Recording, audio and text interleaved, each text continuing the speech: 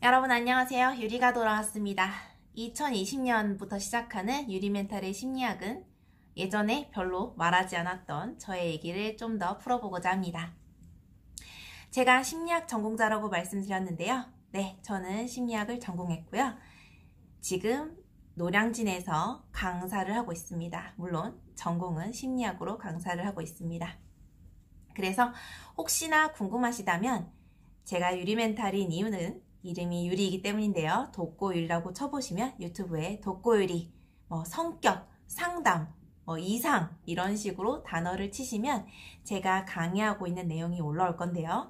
물론 거긴 강의를 위한 내용이기 때문에 만신창이로 나온다는 거 다른 사람이 아니라 저예요. 그쵸? 독고유리는 접니다. 그쵸? 이거 만신창이라도 같은 사람이라고 알아주시면 되겠고요.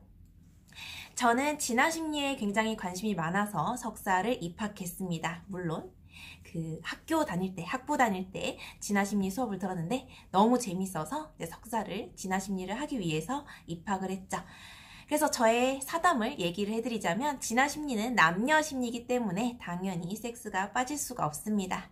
저 때에는 다행히 IRB라고 윤리적인 뭔가 지침이 통과되기 직전에 그걸 요즘엔 통과를 해야 논문을 쓸 수 있는데 그때 저는 애매하게 걸쳐져 있는 상황이었기 때문에 그때 당시에 SG 대학교 강서쪽에 있는 대학교에서 제가 논문을 쓰기 위해서 설문지를 돌렸었는데 그때 당신은 일주일에 몇 번 섹스를 하십니까?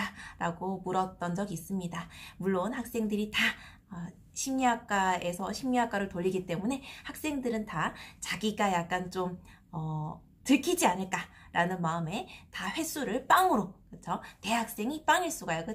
빵으로 두는 바람에 저의 논문은 물거품이 되어서 날아간 적이 있죠. 그래서 진화심리는 논문으로 못 해먹겠더라고요. 솔직하게 말해줘야 그걸 또 파볼 수가 있는데 아니요, 저는 성관계 전혀 한 적이 없습니다. 대학교 4학년이 되어도 전혀 한 적이 없습니다 라고 말한다면 저 논문을 못 쓰겠죠. 그래서 진화심리 갖다 버리고 성격심리로 이제 졸업을 했습니다. 그리고 지금은 박사를 다니고 있습니다. 자, 오늘 그러면 진화심리에 대해서 설명을 잠시 드리도록 할게요. 자, 여러분, 친구들이랑 얘기할 때 내 연인이 한눈을 팔았지 뭐야? 라고 얘기를 한다고 칩시다. 그쵸? 제가 말했을 수도 있지만 다른 사람이 말했을 수도 있죠. 그쵸? 자, 한눈을 판다. 자, 한눈을 판다라고 했을 때 여러분은 남자가 한눈을 판다고 생각하시나요? 여자가 한눈을 판다고 생각하시나요? 그쵸?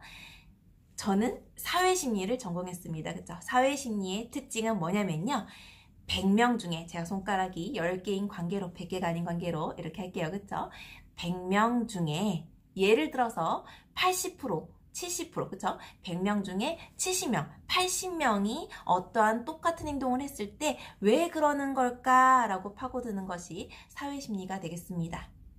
그래서 한눈을 판다 라고 얘기를 했을 때에는 남자가 떠오르시나요? 여자가 떠오르시나요? 그쵸? 보통은 100명에게 물어봤을 때 아마도 70명 이상은 한눈을 판다라는 문장은 남자에게 좀 더 어울린다고 얘기를 할 겁니다. 자, 진화심리. 이건 제 피셜이 아니라 진화심리에 의하면요. 왜 남자는 여자친구가 생겨도 예쁜 여자, 몸매 좋은 여자가 지나가면 이렇게 눈이 휙 돌아가는 걸까요? 그쵸? 자, 동공을 쳐다봤다 쳐요. 그쵸? 남자, 여자, 연인이 같이 걸어가고 있는데 다른 이성이, 그쵸? 남자에게는 여자가 지나갈 때 보여, 예쁜 여자.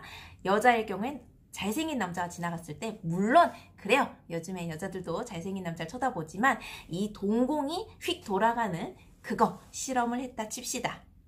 자, 여러분 가슴에 손을 얹고 남자가 더 많이 한눈을 팔까요? 여자가 더 한눈을 많이 팔까요?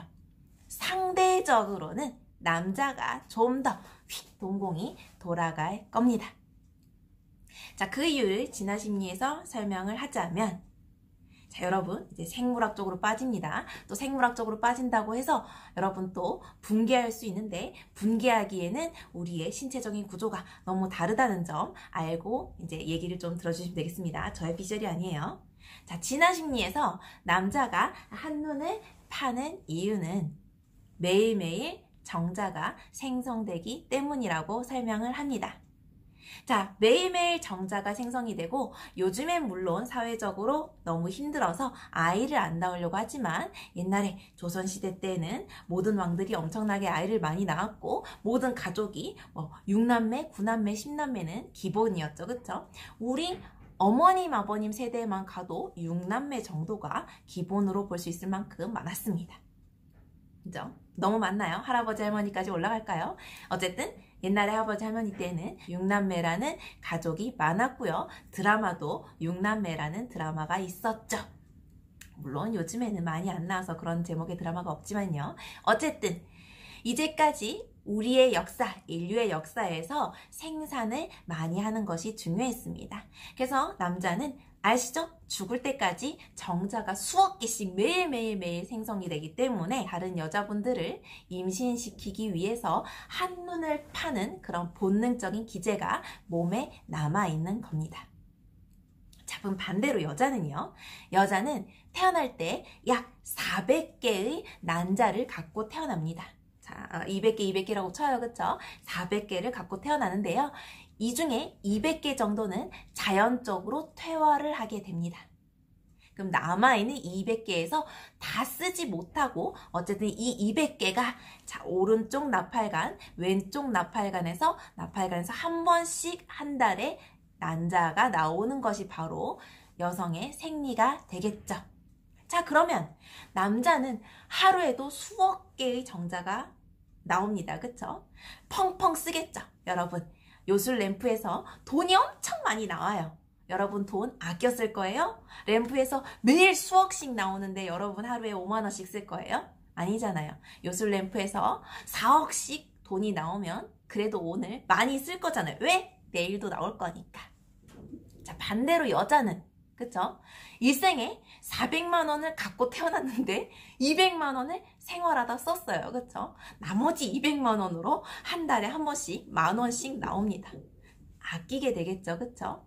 아끼게 되는 것이 바로 뭐예요?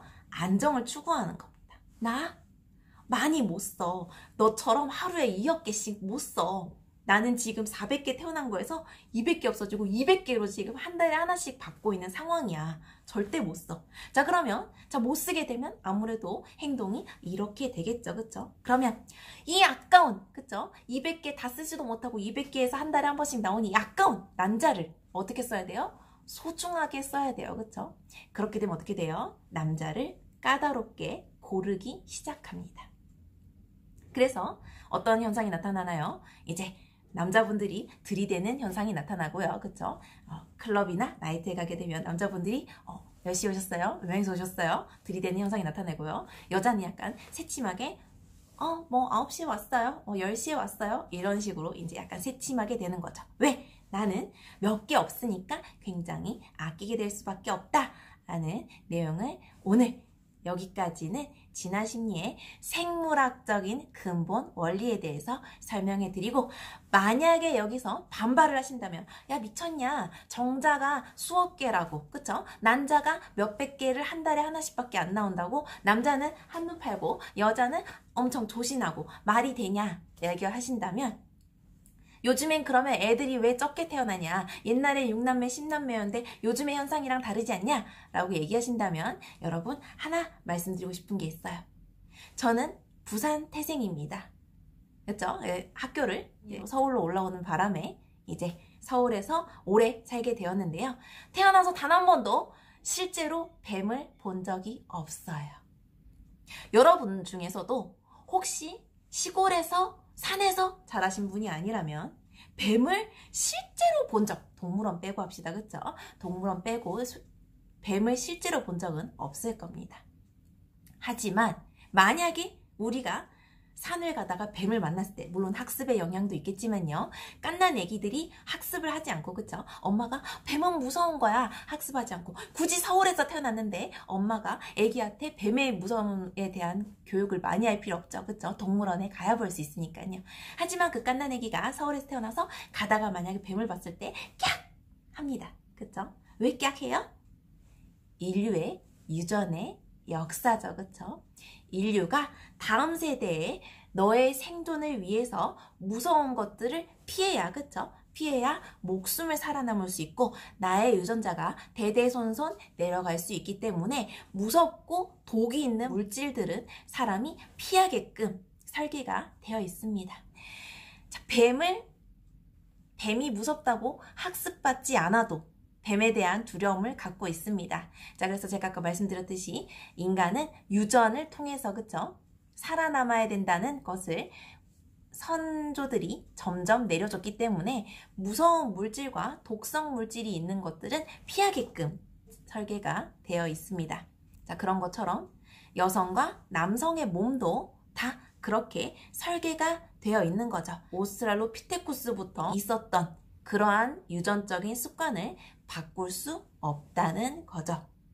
이러한 내용으로 진화심리로 앞으로 짤막짤막하게 설명을 드리도록 하겠습니다. 자, 그러면 다음번 진화심리 내용으로 만나요. 빠이!